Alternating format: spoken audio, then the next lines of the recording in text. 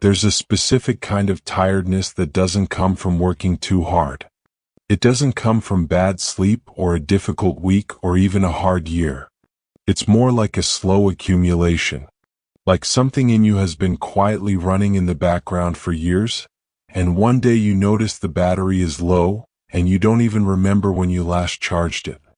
Most men who feel this don't have a name for it. They describe it sideways. I'm fine, just tired. Or I don't know, something feels off. Or they don't describe it at all. They just keep going. But there's a moment, usually somewhere in the mid-30s, sometimes the early 40s, where a man sits with something uncomfortable. Not a crisis. Not depression, not burnout in the clinical sense. Something quieter than that. The feeling that growing older isn't going the way he thought it would. Not the circumstances. The feeling of it. The emotional texture of his own life. And the harder question isn't what went wrong. It's why the feeling is so difficult to even locate. The obvious thing to say is that men age poorly, emotionally, that they suppress. That they were never taught to process. And all of that is partly true. But I think it misses something more specific. The cost of growing older as a man isn't just about what was suppressed. It's about what was expected. When you're young, there's a forward momentum to life that does a lot of emotional work for you without you ever noticing. There are milestones. Finish school. Get the job. Find a partner. Build something. That sequence doesn't just give you a path, it gives you a sense of self. You know who you are because you know what stage you're at. Think about what that actually feels like on an ordinary Sunday evening in your 20s. There's somewhere to be going even when you're sitting still. The future is organized. The identity is in motion. And then the stages run out. Not dramatically. Nobody announces it. You just notice slowly that the milestones have been crossed or have passed or no longer apply, and what remains is the actual texture of your daily life.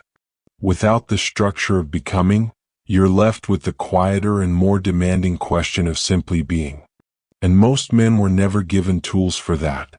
This is where something interesting happens, and it's easy to miss. A lot of men hit this period and misread what's happening.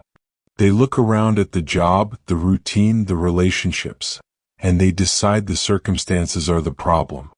If I changed careers, if I moved, if I had more freedom, more money, fewer obligations. Sometimes those things do matter. But more often what's actually happening is more internal and harder to reach. The emotional cost of growing older isn't just disillusionment with how life turned out. It's something closer to a gradual loss of the story you were telling yourself. Every man carries a narrative, a version of how his life is supposed to go, who he's supposed to become, what it should feel like to be him at 38 or 42 or 45. That narrative was built from 1,000 places: parents, culture, ambition, comparison, and for a long time it gave him direction, something to move toward. But narratives have a way of quietly becoming traps. Once you've lived enough life, the gap between the story you expected and the life you're actually living becomes harder to ignore. And that gap, that specific space between expectation and reality, is where a lot of the quiet emotional pain of this period actually lives. It's not grief exactly. It's something closer to a sustained, low-level disorientation. The feeling that you somehow didn't fully arrive at the life you were supposed to have. Even when, objectively, your life is fine. There's something particular about how men carry regret, and it almost never looks like what we think regret looks like. It rarely announces itself. It doesn't tend to arrive as obvious grief or anger. It comes more like a habit of comparison. The friend who took a different path. The career you didn't pursue. The relationship you left too late or stayed in too long. The version of yourself that you sense is still in there but never quite became the full story. And men rarely talk about this directly. Not because they're incapable of it, but because there's genuinely no context in most of their lives where it feels right to do so. Think about the social lives most men in their late 30s and 40s actually have. Friendships built around activity, a sport, a group chat, a shared routine. Conversations that stay mostly on the surface. Not because the men are shallow, but because the deeper stuff just doesn't come up. And in its absence, each man privately assumes that everyone else is mostly fine. That the quiet weight he carries is somehow his own unique failing.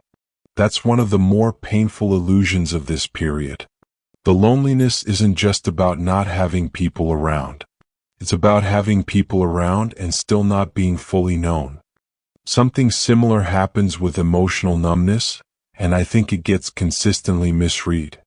When men describe it, they frame it as something broken. I don't feel things the way I used to. I'm just kind of flat. The standard interpretation is suppression, avoidance, emotional shutdown. And sometimes that's accurate. But there's another version that doesn't get talked about, a kind that isn't about avoiding feeling at all. It's about exhaustion from performing feeling. A lot of men have been running on emotional fuel that was never really theirs. The motivation that came from proving something. The drive that was really just anxiety with direction. The sense of purpose that was borrowed from external expectations rather than anything genuinely internal. And when that fuel runs low, when there's less to prove, when the external structure thins out, when the momentum of early adulthood slows, what registers as numbness is actually the absence of that borrowed fuel. Not emptiness. Something more like withdrawal. Which means the real question isn't why don't I feel anything? It's something harder. What would I actually feel? What would I actually want if I stripped away everything I was taught to want? Most men haven't sat with that question for long, because it's disorienting in a way that's difficult to prepare for. So where does any of this leave you? I'm not going to offer a framework. I'm not going to tell you to journal or meditate or rebuild from scratch. Not because those things don't have value, but because I think the most honest thing here is simpler. Most men deal with the gap between who they expected to become and who they actually are in one of two ways.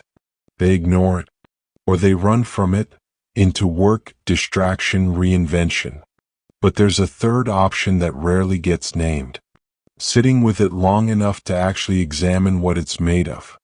Not to fix it, not to close the gap. Just to get honest about what's actually in there. Because when you look carefully, and I mean really carefully, some of it is genuine loss. Things that mattered. Paths not taken. Time that moved faster than you expected. That deserves real acknowledgement. Not a mental shrug. Not rationalization. But some of what feels like loss isn't really about your life at all.